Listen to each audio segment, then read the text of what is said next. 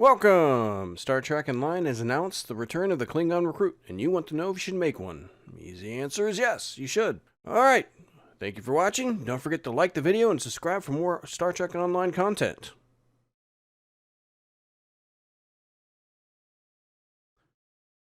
I'm just kidding. The long, easy answer is that all recruits give you count unlocks. You should always work toward count unlocks, no matter what they are. All the recruits give you stuff that you can use on the rest of your characters. So the hard question is then, how do you do a Klingon recruit? And that's what I hope to explain. When the recruitment event starts, you will make your Klingon character. Shortly into the tutorial mission, you will encounter a mysterious friend who will give you an encrypted Klingon receiver. After you receive the receiver, you can complete tasks listed in the receiver for rewards. The easiest complete will be Thirst for Battle, which just requires you to level up. As you level up and spend specialization points, you receive rewards. As a side note, once you hit 65, you'll unlock the cross-faction flying, which allows your Fed-aligned characters to fly KDF ships and vice versa. The next easiest complete is the Deeds Worthy of Song, which only requires you to complete the story missions all the way up to the end of the Klingon Civil War. Though you may not have to complete the whole story arc. Last year when I played, I did not need to complete the whole arc. This is because the Klingon Recruit was released before the end of the Civil War, and they had not updated the recruitment event to require the new missions. Warrior's Blood will require you to get melee kills on your enemies. You will start to complete this in your first combat, and you can complete this as you level up. After you get your first melee kill, you will get the Batleth of Stovacor. This is probably one of the best, if not the best, Batleth in the game. After you receive this Batleth, the rest of the kills will come relatively easy. The easiest way to level this up is in missions with many weak enemies such as Herc or the Scorpions on Nimbus. If you tap the primary attack and the secondary tap, you will do a spinning AoE attack.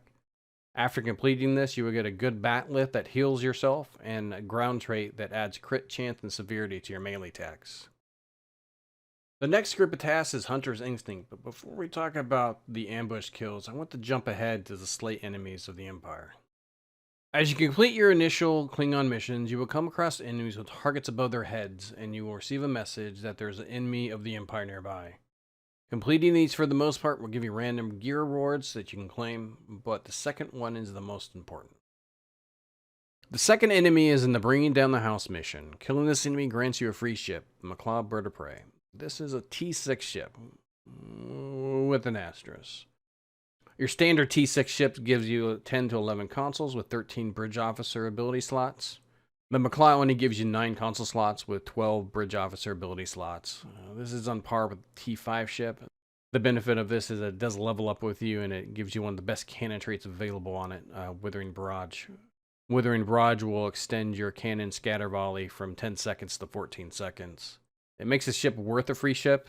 You will find most people will unlock the trait and will never fly it again.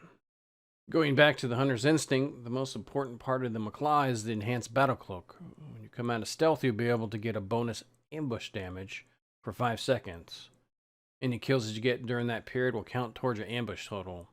With Enhanced Battle Cloak, you will be able to cloak again and uncloak to restart the ambush timer to kill more enemies.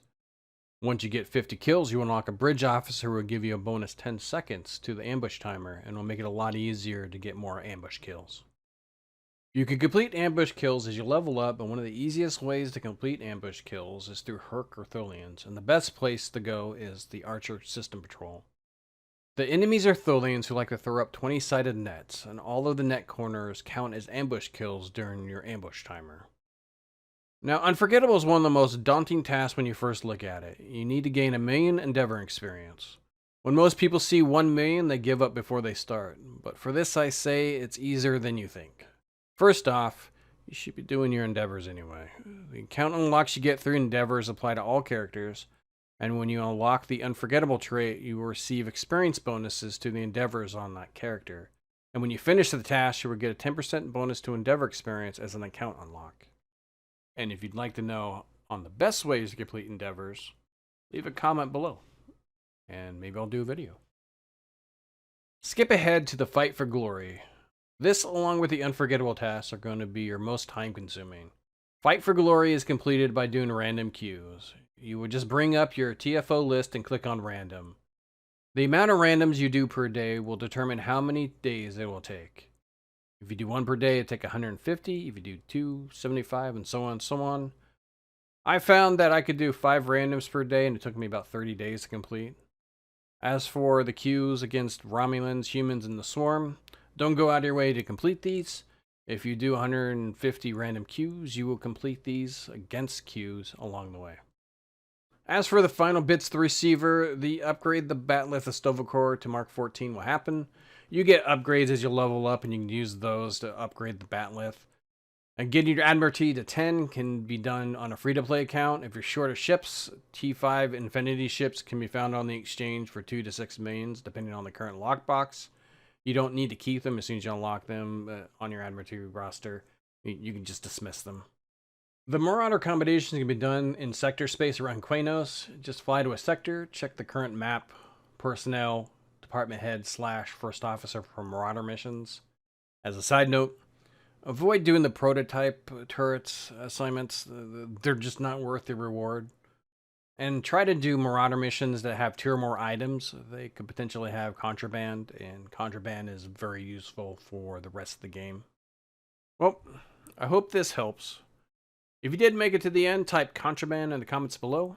If you have any questions, feel free to ask them. I have completed 2 Klingon recruits over the last 2 years, so I believe I have a general good idea of how to do them, and I'm more than willing to help you out. If you do like what you've seen, feel free to give me a like. If you'd like to see more, hit that subscribe button, hit that notification bell, and you'll be notified when I post or stream again. Thank you for watching. I really do appreciate it, and I hope you have a good day.